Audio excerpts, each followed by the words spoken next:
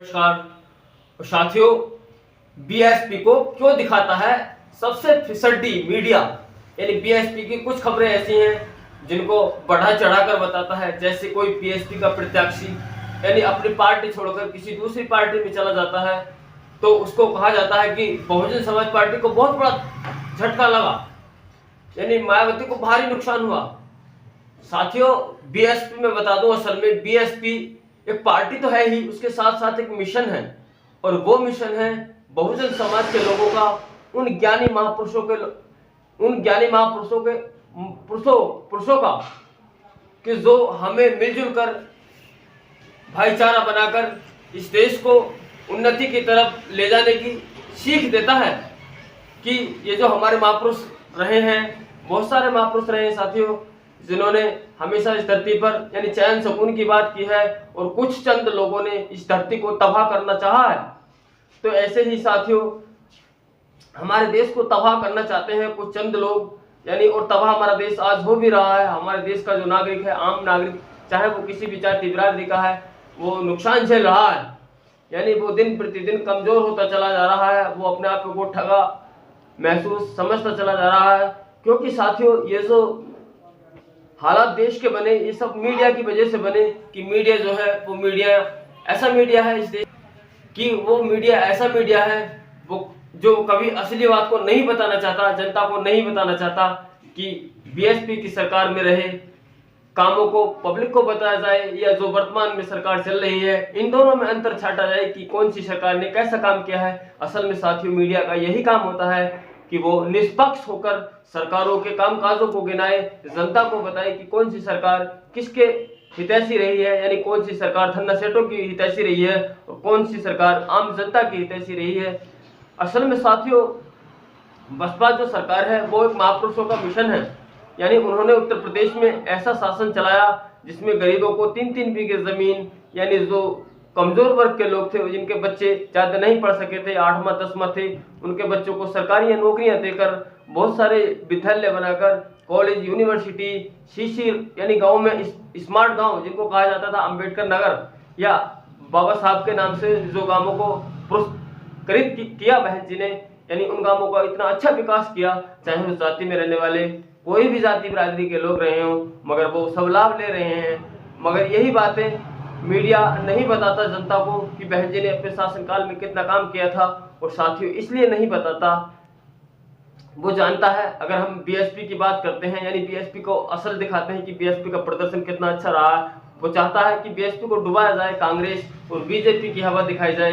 क्योंकि ये सरकारें साथियों असल में मनुवादियों की सरकारें हैं। और मीडिया भी इस देश में जो मेन स्ट्रीम मीडिया है, कुछ चैनल ऐसे हैं यूट्यूब पर भी जो राहुल गांधी और नरेंद्र मोदी की लड़ाई दिखाते हैं। साथियों, इन्होंने काम तो कुछ किया ही नहीं उत्तर प्रदेश के लिए, देश के किसी भी राज्य के लिए ऐसा कोई काम नहीं किया है जिससे इस देश की जनता आगे तरक्की कर सके, वो यानी उन्नति की तरफ बढ़ सके। तो साथियों, इनका जो मकसद रहा है असल में मनुवादी मीडिया का या इन सरकारों का, इनका मकसद यही रहा कि जैसे एक जंगल में शेर होता है, बाघ होता है, भेड़िया होता है, जैसे पक्षियों में बाज होता है, चील होती है, वो छोटे छोटे पक्षियों को, छोटे छोटे जीव जंतुओं को मार के खा जाता है, न जाने एक ही कितनी हत्याएं करता है। ऐसे ही यहाँ इंसानों के रूप में बहुत सारे शैतान हैं जो हमारे समाज के लोगों को खाना चाहते हैं, जाति और धर्म पर लड़ाकर, बिरादरियों में लड़ाकर, छूत अछूत, यानी कितनी तरह की विवंडनाएं हमारे देश में है।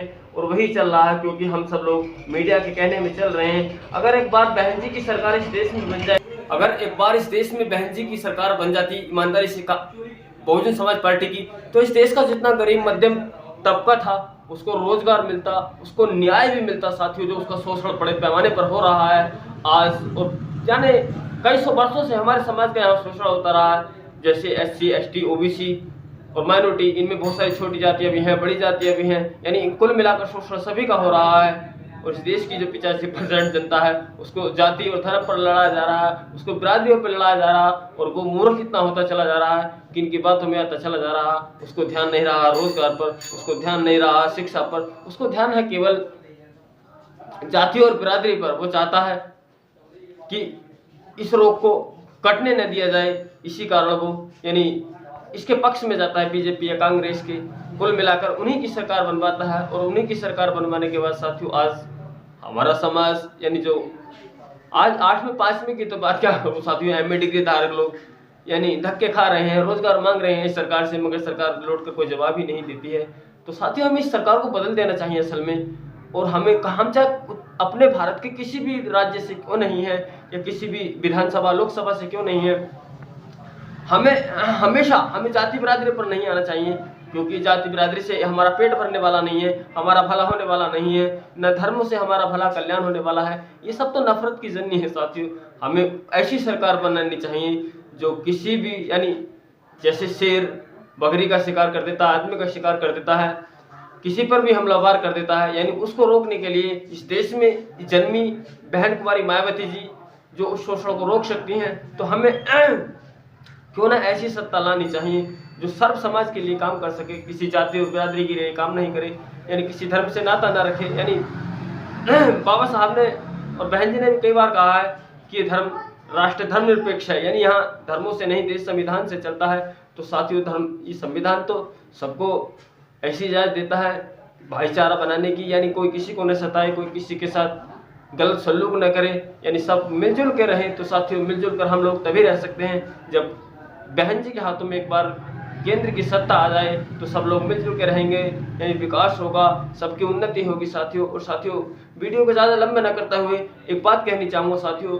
यूट्यूब पर भी बहुत सारे लोग यानी बहकाने का काम करते हैं हमारे समाज को, जिनको छोटी जाति कहा जाता है, जिनको गरीब इंसान कहा जाता है, जिनको देश का कमजोर पिछड़ा तबका कहा जाता है, कि अब हमें किसी की बातों में नहीं आना, मीडिया की हमें अपनी आंखों देखा। यानी किसी संत ने कहा कि दुनिया कहे कागज की देखी लेखी और मैं कहूँ आंखों की देखी, कि कागज की लेखी से क्या होता है साथियों, जब तक धरा पे काम ना हो। और वो काम तो बहन जी ने करके दिखाया है उत्तर प्रदेश में। अगर बहन जी को, इसीलिए तो मैं कहता हूँ एक बार पीएम का मौका मिल जाए तो पूरे हमारे देश में जितने भी SC ST OBC हैं सबका कल्याण हो सके। साथियों वीडियो को लंबा न करते हुए यहीं अपनी बात समाप्त करनी चाहता हूं साथियों। और आप मेरी बात से कितने सहमत हैं साथियों कमेंट करके जरूर बताएं। और साथियों वीडियो आपको अच्छा लगा है तो लाइक जरूर करना। और साथियों अगर आप मेरे चैनल पर नए आए हैं तो प्लीज़ मेरे चैनल को अभी सब्सक्राइब करें और बेल को प्रेस करें, ताकि इस तरह की जानकारियाँ बसपा से जुड़ी या देश हित से जुड़ी, जनहित से जुड़ी, साथियों ये देश हित और जनहित से जुड़ी है, क्योंकि बहन जी के शासन काल में कभी किसी प्रकार का बाल बाका नहीं हुआ है। देश की, उत्तर प्रदेश की तमाम जनता खुशहाल रही। तो साथियों चलता हूँ, इजाजत चाहता हूँ। जय भीम, नमस्कार।